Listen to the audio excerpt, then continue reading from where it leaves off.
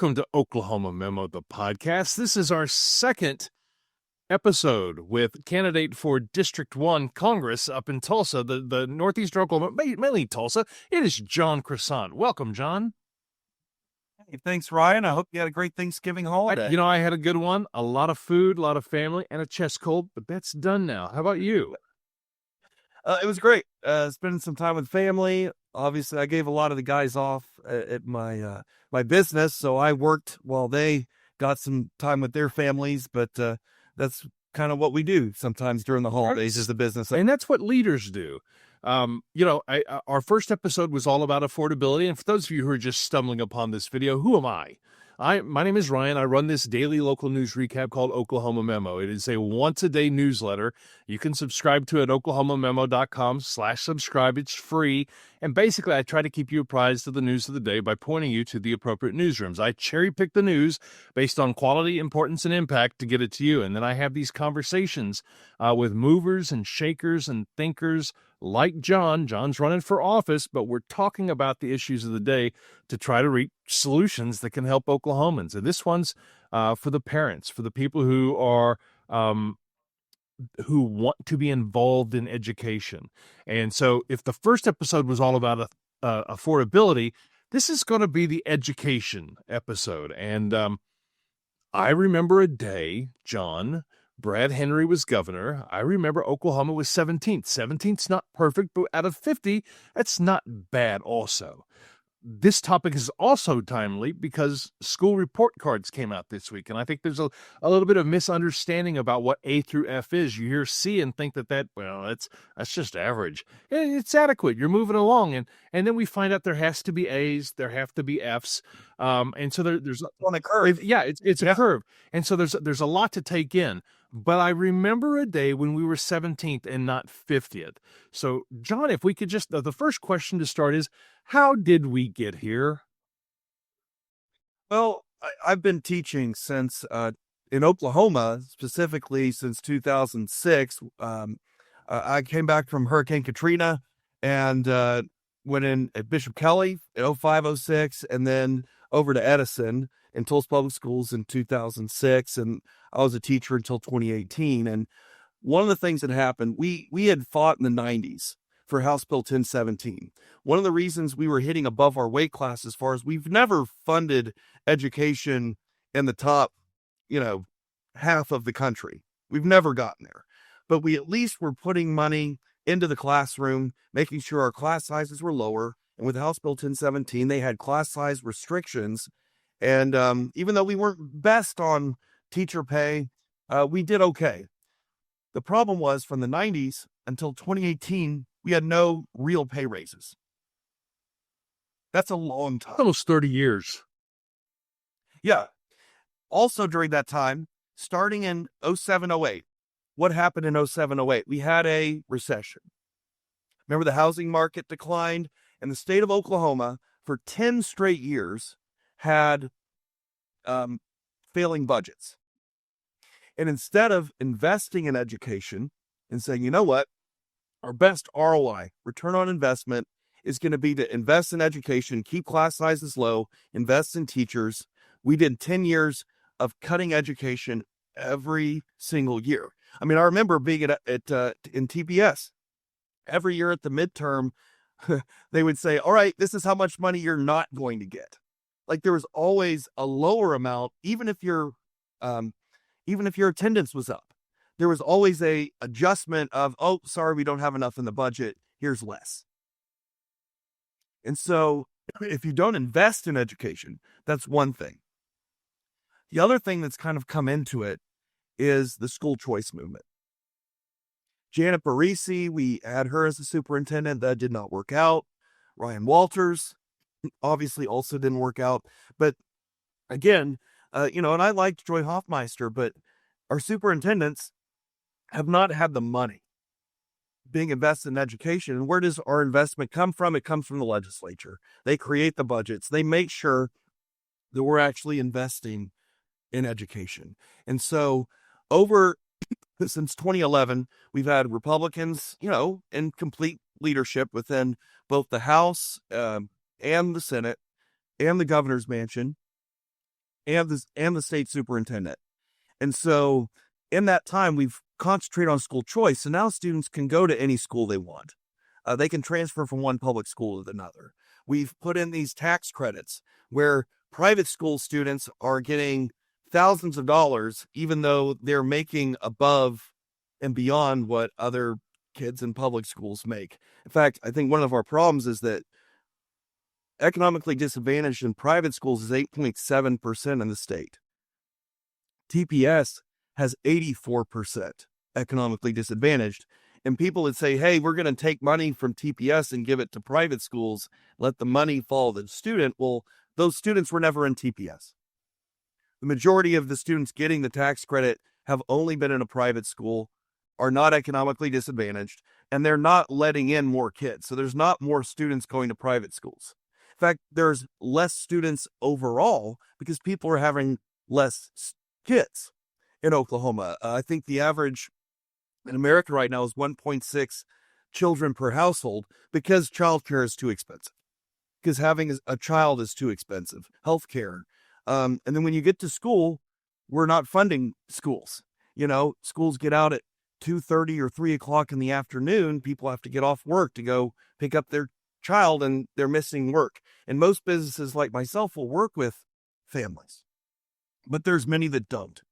Can I ask you real quick about money, though? Because there'll be somebody who says, well, we're throwing good money against bad. Can you explain just a primer for how does the influx of money actually, how does the reduction of money that schools and school districts have gotten over the past 15, 20, 30 years, how is that actually impacting? I mean, off the top of my head, I think, well, you pay more money to teachers. That keeps them in the business. So you have better teachers, you have better supplies. What all does money impact exactly? So since 2018, we had a teacher pay raise. And I still left at that time because $5,000 more a year wasn't going to be able to send my son who's a senior this year, to college. And I know you've probably seen the price of college, like TU is $73,000 a year. OSU is $30,000 a year. These prices are going up and up and up. And so I had to make a decision, like many other teachers, that, we've got, like thousands and thousands of teachers that are certified in the state of Oklahoma that are not teaching, that have had to go into other lines of work or move to Texas or Arkansas, somewhere else, because we just didn't pay enough. But at the same time, since 2018, we have increased our spending by more than we had over the last 30 years. Okay, on education. The problem is that all of that money went directly just to teacher pay raises. It didn't go, and remember, the walkout was after the pay raise because they didn't want to fund more teachers, paying the paras and the TAs a living wage. They didn't want to pay for, the things that schools need to keep up with the rising electric costs, which, kind of going back into affordability. Well, schools also have the same gas prices and electric prices that you and I have, right? Only on a much larger scale. Well, they didn't fund all those other things. They funded a teacher pay raise. So even though teachers made a little more, they went from 24 students in a class to now they have 35 to 40. And it's in a middle school. I think it's obvious to most listeners why that's a problem, because the teacher can't spend enough individual attention. In the olden days, it would be one teacher and 28 to 30 kindergartners. Right. Think about that. 28 to 30 kindergartners in one class. And that's what we're seeing, not just at Tulsa Public Schools. That's across the state in many situations. And again, you might have 15 kids in some classes, right? Which is great. But what we're seeing across the board is the per student ratio for teachers has gone up because we don't want to invest in more teachers. And we have a teacher shortage on top of that. And we have a number of teachers who are emergency certified. God bless them for stepping out and stepping in. However, it's not the same, right? Well, I was at Hale Middle School yesterday. 2/3 of their teachers are novice, meaning they're in their first 1 to 3 years. And of that novice set of teachers, my guess is the majority of them do not have an education background. They're coming from, they have a bachelor's and they're coming from somewhere else. We have adjunct inspiring teachers in Tulsa Public Schools that don't even have a bachelor's, So that are on their path yeah. to getting a degree, but don't even have a degree yet, and are working full time and trying to get a degree. Explain to me, though, why the education degree is important. I mean, I'm an adjunct professor, but that's at the college level. At the high school level, what would I be missing by not having that education degree background? Well, a lot of the teachers that are coming in, they not only don't have the education background as far as the what skills they're trying to teach their students, like a math teacher, a science teacher. I was in social studies. I was lucky. I was a political science major, and I also went and got extra classes in history after I became a secondary education major. But I had to get all of these classes to make sure I understood the subject, right? You don't have to have that if you're emergency certified. You just have a bachelor's, you've worked, you've maybe been, a banker or a lawyer or a mechanic or whatever it is. And we're happy to have those people working, right? And we're training them, but it costs a lot of money to train teachers to make sure we get them up to speed. The other part of it is that they're not getting classroom management skills. So I've coached soccer for 27 years. Like I taught for 16 years. I can go into a classroom as a sub because I've worked as a sub as well before I even became a teacher. I can go into a classroom and I can do pretty well with a little bit of a lesson plan. I can hold my own. Not probably won't be perfect, depending on the day, but I've got those skills of classroom management, and I can do the same thing in a town hall, right? Or in a rowdy school board meeting or in Congress, right? If you can deal with sixth graders or high school girls soccer teams, you can definitely be able to manage, some rowdy town halls and be in a large group of people, because it takes a certain amount of skill to be able to do these things. We're setting the table here, John, for helping people understand how we went from 17th to 50th. Money has gone down. Sure, teachers got a raise, but we have fewer teachers, so we have bigger classrooms. Students aren't getting the attention that they need. There's also the larger push to privatize education. There are a lot of folks, who they would love for that to happen, and school choices played into that. And so here we are, 50th. And so when I hear people say, let's at least get to the top 20 again, what does that even mean? I mean, I hear it in terms of outcomes, but what sort of outcomes would we need to go from 50th to get back to at least 20th or 15th? Right. So a lot of people point to Mississippi, who is continuously 49th in the country. They're economically disadvantaged, like the state of Oklahoma. I think we're sixth most economically disadvantaged in the country. Mississippi is always fairly close to that. So there's a lot of similarities of the two states, of having systems where, although we were higher achieving for a larger portion of our statehood than Mississippi, what they did is they created a strategic plan, and they focused on reading, because if students can't read when they come to me as a sixth grade teacher, they're not going to be able to do geography. They're not going to be able to understand science classes. But we also have a lot of students. I mean, at Hale yesterday, they have 43% of their students are multilingual learners. So we have different problems today than may have been in the case, 20 or 30 years ago. But we still have an obligation to teach every single student. And so in order to improve, what we've got to be focused on is the things that actually improve outcomes. It's not about, woke indoctrination, first off. And it's not about pushing right-wing indoctrination either. Like, we need to get out of this worrying about telling students what they need to be and let students think for themselves. But the main thing is we need to be focused on reading proficiency, STEAM, so your science, technology, engineering, art, and math. But with those two things, what's the goal, Ryan? What's the goal with reading proficiency going up and having STEAM education? It's to get kids better prepared for college or a career. What we're doing at TPS is we've thought strategically. Our superintendent is literally her contract is based on how students perform. So she doesn't get a great performance if she doesn't improve outcomes for students around reading proficiency and college and career readiness.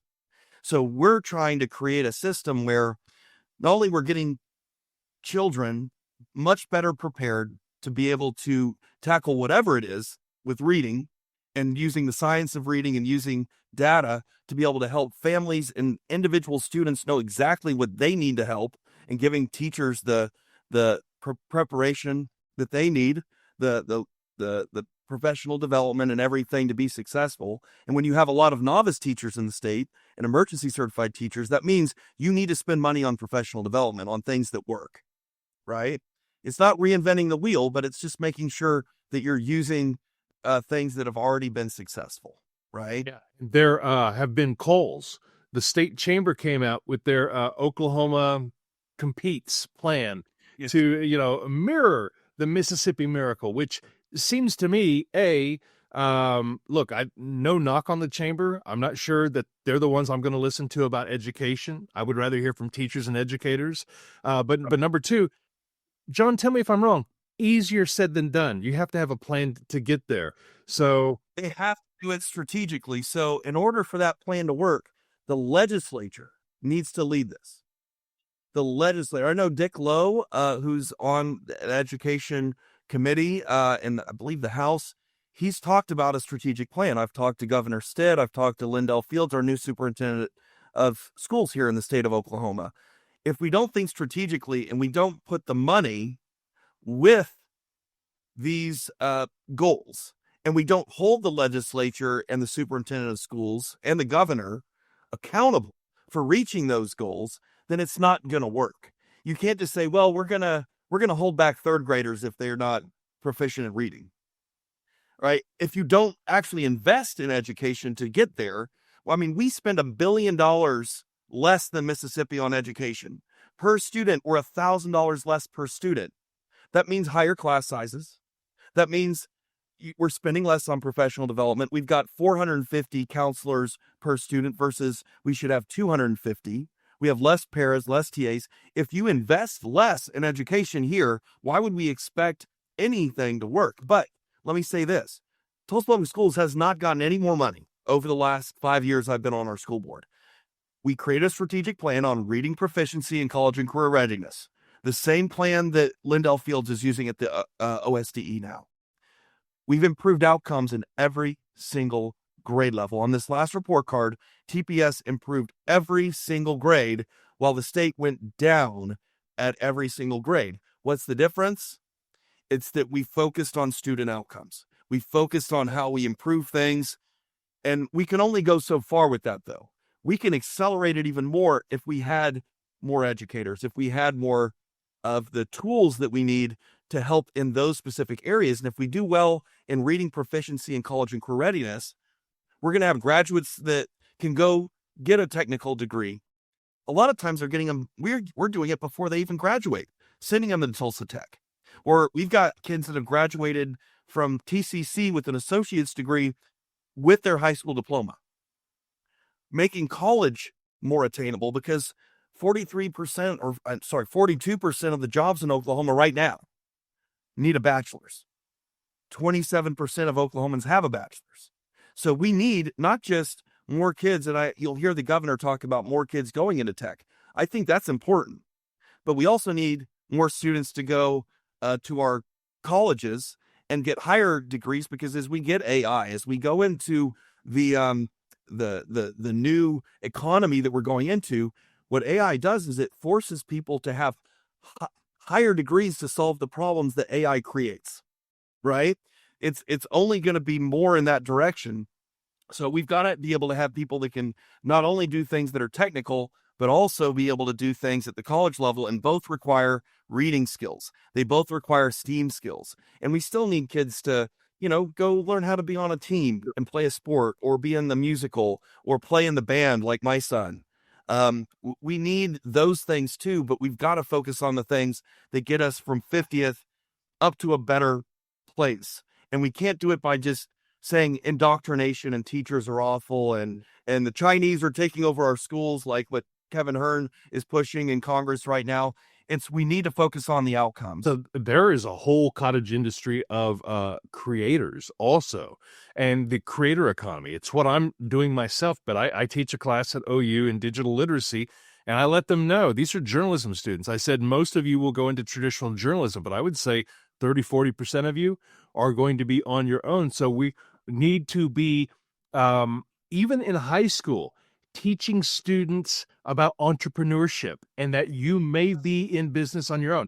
So in this conversation, John, we've talked about how we got to 50th and what it takes to get back to 17th, and you've tied how the money actually applies to outcomes. There are things like the Mississippi Miracle, the Oklahoma Opportunity, whatever name you want to put on it, but focusing on strategic outcomes like literacy and the ability to read and reading proficiency. And what I heard when you were talking about the money is the money would be particularly helpful in raising the number of teachers, because the number of teachers will lower the classroom threshold. You have fewer students, which means that each student can get a little more attention, a little more teaching, and that's how it's going to be effective. And you talked about how the legislature here in the state is the entity that needs to be leading this. But my question to you, because you're running for Congress, is where does the federal government come into play? Where do you see their role in this?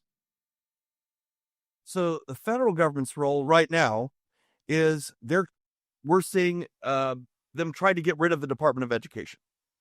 Let's be honest. Billions of dollars for IDEA, Title I, things that are going to help schools. About 10% of the budgets for Oklahoma schools come from the federal government. If you get rid of Department of Education, you lose all of that accountability, right?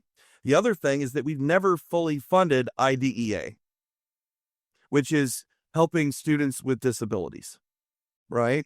Those students that may be on an IEP, a 504, they need additional help.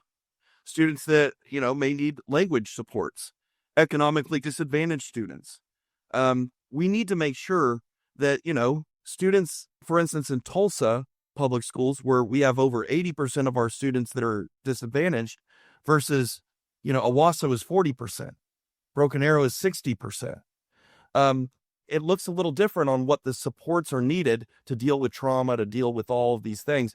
We need to fully fund the things that, number one, Department of Education is already doing, and make sure that they're holding places like Oklahoma accountable. Did you know Ryan Walters had 32 deficiencies on his last federal audit from the state of Oklahoma? Getting rid of the Department of Education is not going to make that better, right? We need accountability from the federal government. But the second thing I would say is, just like with the state of Oklahoma, if you're focused on things that aren't around student outcomes or supporting teachers, then how are you really improving education? What the federal government needs to be looking at is, number one, keep the Department of Education, but why isn't there focus on improving outcomes? With ESSER dollars from COVID, part of those dollars went to HVAC systems, for air systems and different things, but a lot of that money went to help students improve outcomes because of learning loss that we saw across the country. No matter whether your school was closed or not closed, there was learning loss everywhere across the country. Urban, suburban, rural districts all saw issues.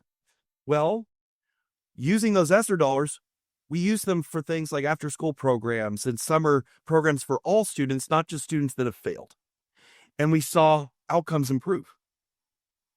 Because as a local district, we got a choice. And this is why I like, the federal government giving to local districts so they have control. You have school board members that have been elected by families, by the neighbors in your community, to go help the students in your community on what their need is, instead of somebody in Washington telling you what to do. But if we can give these ESSER type dollars directly to school districts to improve outcomes, I believe that's the best way as America to be able to address this, through reading proficiency, through college and career readiness. Just, again, more supports, not less supports at the federal government. The other thing is we have a national teacher shortage. National, not just Oklahoma.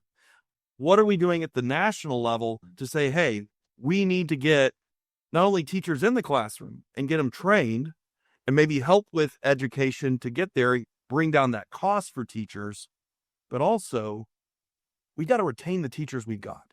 So what are some things we can do at the national level to help those two things? So again, this isn't like, it's not rocket science.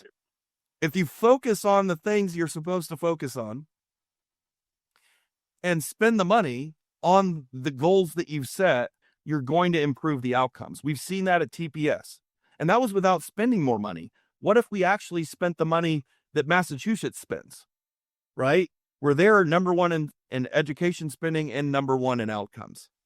And that seems to be kind of the level, is where you see states invest in education. I'm a businessman now. We talk about ROI all the time in business. What's the one place that gets businesses to want to go to your state? Education and workforce development, those two things. If we actually get to a point where we are not 50th in education, you're going to be bringing people to our state from a lot of other places, because this is, although 46% of Oklahomans, like we talked about last week, aren't making enough to survive. But if we've got better education, they're making better wages. People come here that will make better wages, and it's going to only lift up the whole state. So that's why I would say if we lead with education, both at the federal and at the state and the local levels, and we're all working together towards the same outcomes, we're going to see improvement. As long as we keep talking about, like, telling schools that they can't be too liberal or not too conservative, and trying to focus on things that aren't really going on in schools. Because I can tell you, as a teacher, students wouldn't know what party they're in, because they did a very good job of trying to keep that from them.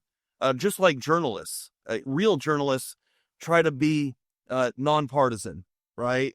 And try to make sure that they're giving both sides of a story. I would tell you, from a journalistic perspective, there actually is a discussion and an argument in journalism that maybe that has not served journalism well. It doesn't mean be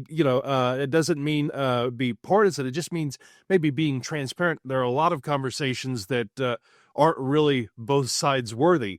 Now, but with that said, let's just talk about the Department of Education. This is kind of a tangent, but I heard a conversation about why the Department of Education got founded back in the 70s. Jimmy Carter, he had been a nuclear officer in the Navy, and he wanted he wanted some rigidity, and he felt like education needed some structure.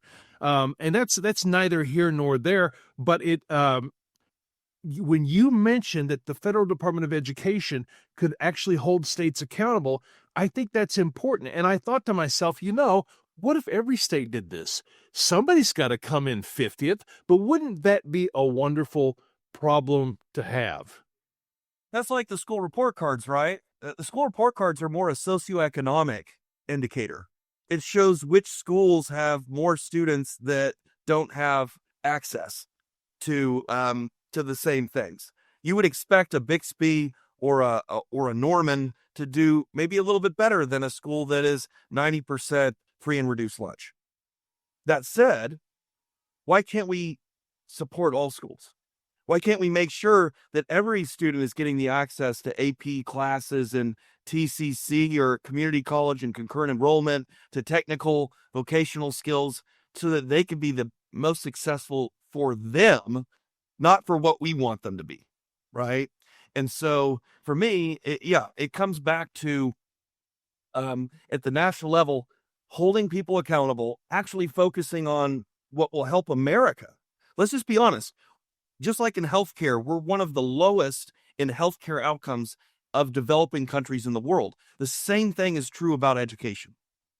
And because we are very, we have a federal system where you've got states and the national government, we like to give states some leeway. That doesn't mean that why can't we have some at least some standards on how to make sure that we're getting our kids the best education possible. And if we're doing that and we're focusing on, again, outcomes and not politics, I feel like that's how we get there. As long as we keep arguing I've gone to the legislature here in Oklahoma, an education meeting, every bill was about politics. It was about telling what schools should and should not do. What was none of those bills on? Bringing in more teachers. So Professional development, on that note, focusing on reading. Like none of them were there. we've heard the prescription from the state chamber, but I saw a note. Jamie Cole, she's on my TikTok. She'll comment, and I always pay attention to what she says. But she was quoted in an Oklahoma Voice story as saying, teachers need to be at the table for this. How should that happen? What's the appropriate way to make that happen? That is it. So in my view, the legislature should be holding meetings. At those meetings, you should have school board members. You should have administrators, the COSA and OSSBA, the superintendents should be a part of it. Teachers need to be a part of it. Whether it be OEA or AFT, which does a lot of our support personnel in Tulsa, but you need the people that are doing the work every day. You need to have businesses. I agree that the chamber should be involved. The Tulsa Regional Chamber has been a strong advocate for improved, not only focusing on reading proficiency, but improved spending on education for the entire 7 years that I've been in the Tulsa Chamber, that I've seen what they've done with their One Voice agenda. Because this is a business thing too. They will tell you, at least in Tulsa, I can't speak for the state chamber. I know they're quite different in some of their values, but again, they see that helping, like with childcare, that helps businesses. Supporting education, that helps businesses. It's not just the normal infrastructure or trying to, entice businesses to come here with lots of money. They understand that we need to lift up the education system before we can do that, because we need highly educated workers, and we also need people to want to come here and bring their families, right? And so you've got the legislature, the governor, the state superintendent, all on the same page right now. Bring in the teachers, bring in your school board members, bring in your administrators, bring in the business community, bring everybody to the table, and let's have a conversation with the professionals and let them lead it. And then in the end, it'll be up to the legislature to make the decision of whether or not they're going to follow it or not. That's the same thing we do on the Tulsa School Board. We bring in outside help to tell us what we need to be strategic on. We go to the community, have listening sessions, which we're doing right now, to hear from them. What do you want as Tulsans for our students to know when they graduate? What are your values? And then we go create a strategic plan, and the district implements it. And then we hold the superintendent accountable. That's how it should work in every school. But if we don't have the state doing the same thing, then we're just constantly hitting our head against the wall. That's why I ran for state house in 2016, because I knew the legislature had it. That's why I'm running for Congress right now, because I know that the federal government has an opportunity to change this if they want to focus on the things that actually improve outcomes for students and make schools better. Support and accountability at every level. John Croisant, you are running for Congress in District 1. You got a primary coming up. So if you get past the Democrat primary, you'll be in the general election. When is that primary, and how can people find out more about your candidacy? Absolutely. Our primary is June 16th, and then the general election will be November 3rd in 2026. So it's just right around the corner in political timing. But again, if people want to help out, they can go to croissantforcongress.com. They can look me up on Facebook, Instagram, TikTok. And again, we've got to have representatives that actually listen. I want to hear from people. I want to know what you think about education, what you think about affordability. Are you able to pay your bills right now? What do you want government to be doing for you? Are you worried about what's going on at the federal level and a lot of the rule breaking that we're seeing happen? I want to hear that, because we need to have representation. And the only way you have that is our representatives need to listen to you. So thank you guys. And thank you, Ryan, for having me on again today. And we appreciate any support that we're getting. I appreciate all of the viewers and listeners. If you're watching on YouTube, leave a comment, leave a question. I'll make sure and get it to John. If you're listening, leave us a 5-star review. That helps us get discovered. And if you happen to be on a desktop watching this, go to oklahomamemo.com. You can do it from your phone also. oklahomamemo.com/subscribe. This will be in an upcoming edition of the newsletter. If technology works with me today, it might be in Saturdays, it might be early next week. But one thing I know for sure, John, is that we'll have another conversation. Episode 1 was affordability. This is the education episode, and I'm looking forward to whatever is next. John Croisant, thank you so much for your time. Have a good weekend. Thanks, Ryan. Too.